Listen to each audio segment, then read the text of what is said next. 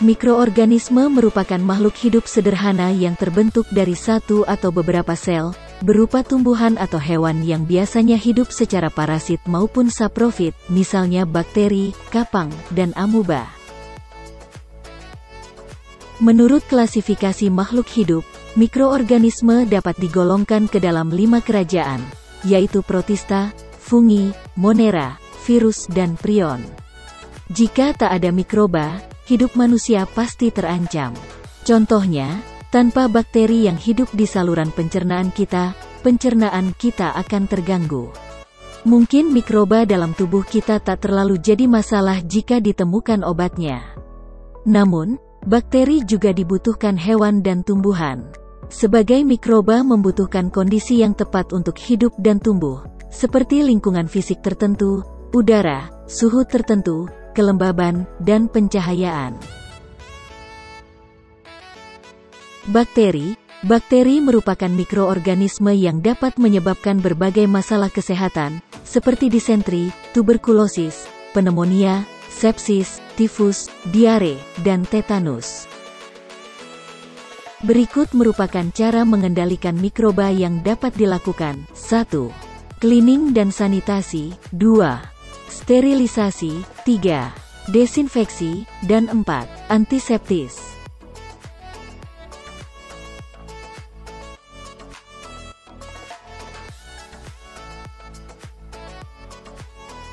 Unsur hara, nutrien, hara, atau zat hara adalah zat yang diperlukan oleh organisme untuk hidup, tumbuh, dan berkembang.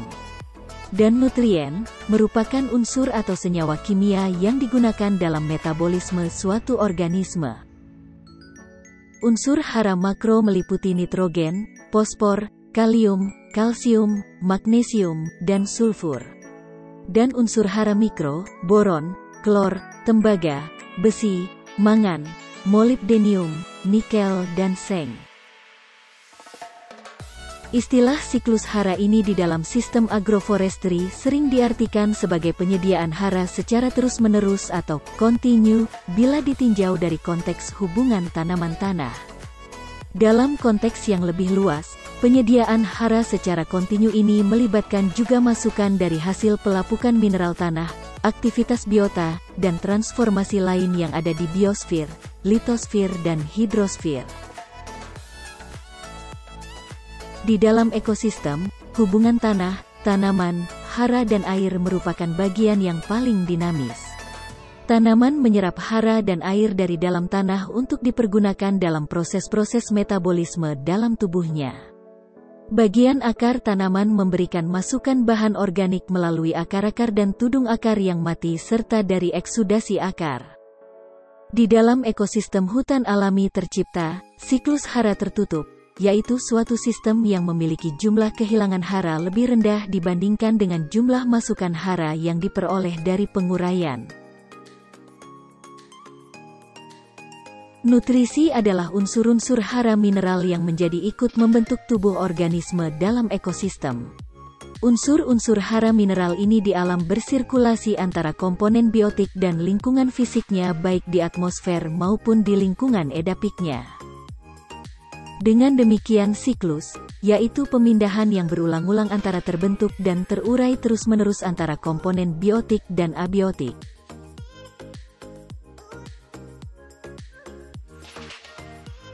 Ciri siklus pada ekosistem alami adalah A. Ada cadangan utama di alam, yaitu di atmosfer atau di tanah. B. Gerakan unsur terus-menerus. Lalu C. Ada tempat-tempat pembuangan. D. Mempunyai mekanisme umpan balik. Nutrisi ini dapat dikelompokkan dalam 2 golongan, yaitu kategori siklus global yang meliputi C, H, O, N dan unsur gas lainnya. Siklus lokal yang meliputi seperti P, K, Ca, Mg, Fe. Siklus nutrisi sangat penting untuk mendistribusikan energi dan nutrisi dari produsen ke konsumen. Tanpa adanya siklus ini, konsumen akan mati dan produsen akan merajalela tidak terkontrol di muka bumi. Siklus air penting bagi keberlangsungan ekosistem karena semua makhluk hidup memerlukan air untuk bertahan hidup.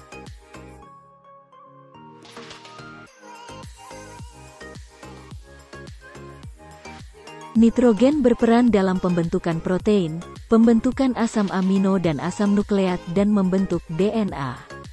Selain itu dalam pembentukan membran sel enzim untuk pertumbuhan regenerasi sel antibodi untuk daya tahan tubuh membutuhkan nitrogen. Gambaran besar nitrogen, membentuk 78% dari atmosfer bumi berdasarkan volume tetapi sebagian besar nitrogen ini berbentuk dua atom nitrogen yang terikat kuat bersama-sama, yang tidak terlalu reaktif dan tidak berguna bagi tanaman. Agar dapat tersedia bagi tanaman, kita membutuhkan bantuan bakteri berbagai spesies. Bakteri memakan nitrogen dan mengeluarkan amonia. Amonia dimakan oleh jenis bakteri lain yang mengeluarkan nitrit. Nitrit dimakan oleh bakteri jenis lain yang mengeluarkan nitrat. Semua bentuk nitrogen ini tersedia untuk tanaman, terutama nitrat yang paling mudah digunakan tanaman untuk pertumbuhan. Mereka mengambil ini langsung jika dekat akarnya, tetapi mereka paling sering mengandalkan untaian jamur yang menempel pada akarnya dan membawa nutrisi ke akarnya sebagai pengganti gula dan karbohidrat. Akar tanaman memancarkan bahan, tanaman mati juga kaya akan nitrogen dan dapat dibawa turun dengan bantuan cacing, yang kotorannya merupakan makanan lezat di antara bakteri nitrifikasi. Cara nitrogen keluar dari tanah adalah saat tanaman dipanen, saat air membawanya pergi atau saat menjadi gas dan kembali ke atmosfer, atau tanah kekurangan oksigen, bakteri anaerob yang berbeda tumbuh, yang mengubah nitrat kembali menjadi nitrogen. Perhatikan bahwa hal-hal ini hanya terjadi dengan nitrogen lepas di tanah, bukan dengan nitrogen di dalam organisme.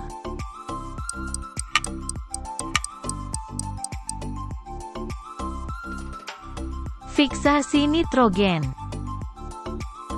Tujuan, untuk mempelajari proses dan pentingnya fiksasi nitrogen pada tumbuhan. Nitrogen adalah komponen terpenting dalam organisme hidup dalam bentuk DNA, RNA, dan protein.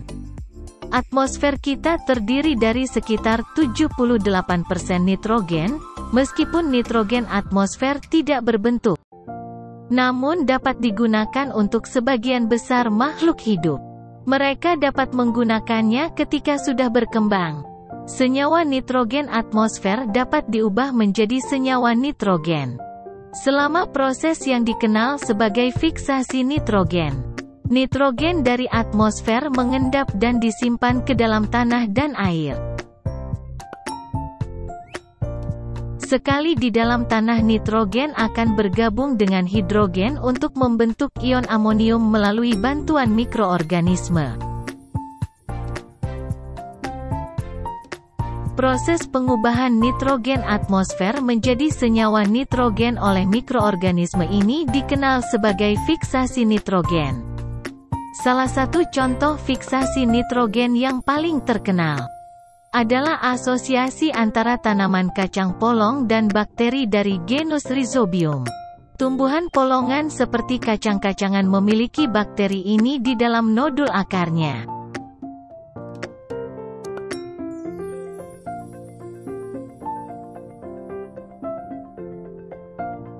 Bakteri pertama-tama memasuki sel epidermis akar yang menyebabkan akar mengembangkan benang infeksi. Bakteri kemudian akan bergerak melalui benang infeksi hingga mencapai kedalaman sel. Di dalam korteks, sel-sel korteks akan membelah dengan cepat membentuk nodul. Rhizobia juga akan berkembang biak dengan cepat di dalam nodul.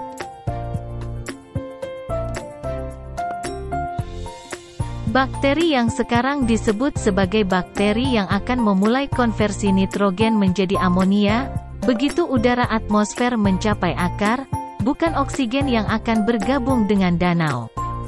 Hemoglobin, kaki hemoglobin bergabung dengan oksigen sehingga meningkatkan aktivitas nitrogen. Molekul nitrogen dengan bantuan nitrogen akan bergabung dengan molekul hidrogen. Pertama-tama akan membentuk amonia dan kemudian ion amonium. Ion amonium akan digunakan oleh tanaman selama hidup. Setelah tanaman mati, nitrogen akan tetap berada di tanah. Di mana ia akan memperkayanya? Nitrogen menyumbang sekitar 78% dari atmosfer di alam. Nitrogen atmosfer diubah menjadi senyawa nitrogen dengan bantuan bakteri tertentu. Dalam proses yang dikenal sebagai fiksasi nitrogen. Bakteri Rhizobium memperbaiki nitrogen pada tanaman polongan. Berikut adalah hal penting yang ada dalam siklus nitrogen. 1. Fiksasi, yaitu mengikat nitrogen bebas dari udara kemudian bisa dipakai oleh tumbuhan dan biasanya nanti akan bersimbiosis dengan bakteri tertentu. Kedua adalah amonifikasi yang dimana ini akan membentuk amonium. Dekomposer akan menguraikan sisa-sisa hewan yang membentuk amonia dan amonium. Yang ketiga adalah nitrifikasi, di mana amonium ini akan mengalami nitrifikasi membentuk nitrat. Nitrifikasi prosesnya bertahap, membentuk nitrit dulu baru kemudian membentuk nitrat.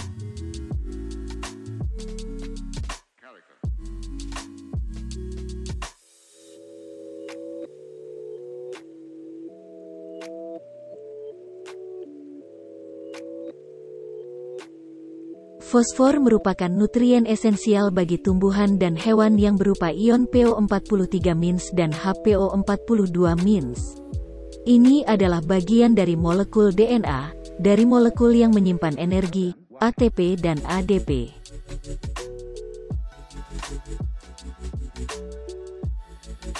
Hai, kenalin, nama aku Fosfor. Aku merupakan salah satu bagian dari siklus biogeokimia yang mengalir dari komponen abiotik ke biotik dan kembali lagi ke abiotik. Siklusku merupakan satu-satunya siklus biogeokimia yang tidak melewati atmosfer. Menarik banget kan? Yuk dengerin kisahku. Kisahku berawal dari batuan sedimen. Oleh air hujan, batuan yang mengandungku akan mengalami pelapukan, sehingga aku akan larut dan masuk ke dalam air dan tanah. Kemudian, aku akan diserap oleh tumbuhan dan berpindah ke tumbuhan tersebut. Lalu, tumbuhan tersebut akan dikonsumsi oleh makhluk hidup, yakni hewan dan juga manusia. Hewan yang memakan tumbuhan tersebut nantinya akan dimakan juga oleh manusia. Ketika tumbuhan, hewan, dan manusia mati, maka akan mengalami dekomposisi atau pembusukan oleh batuan dekomposer menjadi detritus, dan kembali lagi jadi aku. Kemudian aku yang ikut terbawa air yang mengalir akan berakhir di lautan. Kemudian aku menumpuk dan menjadi batuan lagi. Ketika permukaan air laut menurun atau dasar laut mengalami kenaikan, batuan yang mengandung aku akan menjadi bagian dari ekosistem darat. Proses ini memerlukan waktu ribuan tahun sebelum siklus terulang kembali. Karena jumlah fosfor dalam tanah kecil seringkali menjadi faktor pertumbuhan tanaman. Itu sebabnya banyak masyarakat yang menggunakan pupuk fosfat dalam pertanian. Fosfat juga merupakan faktor pembatas bagi pertumbuhan tanaman di ekosistem laut karena tidak larut dalam air. Hewan menyerap fosfat dengan memakan tumbuhan atau herbivora. Siklus fosfor melalui tumbuhan dan hewan jauh lebih cepat daripada melalui batuan dan sedimen. Ketika hewan dan tumbuhan mati, fosfat akan kembali ke tanah atau lautan lagi selama pembusukan. Endapan fosfat terbentuk dengan 3 macam cara, yaitu 1. Fosfat primer yang terbentuk dari magma alkali yang membeku. 2. Fosfat sekunder marin yang terbentuk dari endapan fosfat sedimen di laut dalam. 3. Fosfat sekunder darat atau guano, yaitu hasil dari akumulasi hewan-hewan darat dan bereaksi dengan batu gaping. Penggunaan nitrogen dan fosfor untuk perairan. Nitrogen dan fosfor merupakan nutrien yang dibutuhkan oleh organisme perairan. Hal tersebut digunakan untuk pertumbuhan dan perkembangannya. Nitrogen merupakan komponen pembentukan klorofil. Fosfor merupakan unsur penting untuk transformasi energi, yang berperan dalam proses fotosintesis dan pembentukan klorofil. Pada kultur spirulina dan chlorella sep, nitrogen dan fosfor berperan sebagai produsen untuk dikonsumsi oleh spirulina dan chlorella. Dalam budidaya rumput laut, nitrogen dibutuhkan oleh rumput laut jenis Caulerpa racemosa untuk tumbuh sama seperti tanaman lainnya. Fungsi unsur N bagi tumbuhan yakni sebagai bahan penyusun protein tumbuhan, klorofil, asam nukleat dan menghasilkan dinding sel yang tipis sehingga dapat memacu produksi tumbuhan lebih maksimal.